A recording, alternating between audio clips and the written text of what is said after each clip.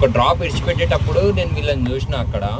So ఇంకా మనం ఏం చేయగలుగుతాంలే, వెళ్ళిపోదాం అనుకున్నా. కానీ ఆ పాప ఇట్లా దోమలు కరుస్తుంటే కొంచెం లైట్గా ఏడిచింది. నాకు ఎట్లా అనిపించింది, నా దగ్గర దోమలు కరవకుండా పెట్టుకుంటాను నైట్. ఎట్లా నైట్ వెళ్తాం కదా, సో దోమలు కరవకుండా జెట్ అలాంటిది, అది ఊద్బతి టైప్లో ఉంటుంది కదా, అది పెట్టుకుంటాను నేను. సో నా దగ్గర ఉన్నాయి ఎలాగో ఒక 10 ఉన్నాయి కాబట్టి నేను మార్నింగ్ ఎలాగైనా కొనుక్కుంటా అని చెప్పేసి వాళ్ళకు ఒక 8 ఇచ్చేసా. అండ్ ఆ బ్రదర్ కూడా చెప్పే, ఏంటన్నా చిన్నపిల్లల్ని తీసుకుని నైట్ టైం అంటే, ఆ బ్రదర్ చెప్పిన దాన్ని చూస్తే నాకు మాత్రం చాలా బాధగా అనిపించింది. ఏం లేదన్నా, బస్ మిస్ అయింది, ఇంకొకటి పర్స్ ఎవడో కొట్టేశాడు, ఉన్న బిస్తర్లు వేసుకొని కూడా వండుకున్నాం అంటున్నాడు.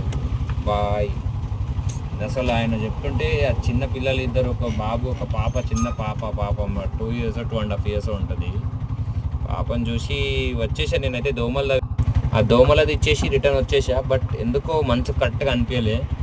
మళ్ళీ రిటర్న్ వెళ్ళి నా తానున్న జేబులో అయితే, ఆన్లైన్లో అందరు కస్టమర్ ఆన్లైనే చేసిర్రు, నా జేబులో అయితే జస్ట్ 250 రూపీస్ ఉండే. ఆయన ఆటోలో పెట్టుకుని ఉండే, ఆటోలో నుంచి తీసి మళ్ళీ రిటర్న్ పోయి వాళ్ళకి ఇచ్చేసి వచ్చేసా. బ్రదర్ ఇవైతే పెట్టుకో, నా తాను ఆన్లైనే ఉన్నాయి, ఇప్పుడు ఉన్నాయి 250 క్యాషే ఉన్నాయి, ఇవి పెట్టుకొని నీకు ఎందుకన్నా యూస్గా అవుతుంది, మార్నింగ్ చూసుకొని ఏమైనా తీసుకోండి బ్రదర్ అని చెప్పేసా. థ్యాంక్ యూ అన్నాడు. ఇలాంటి వాళ్ళు కొంచెం కనిపిస్తే జెన్యూన్ అబ్బా. ఎందుకంటే జెన్యూనే వాళ్ళు బిస్తర్లో అవన్నీ చూశాను నేను. నిజంగానే ఎవడో పర్స్ కొట్టేసి ఉంటాడు.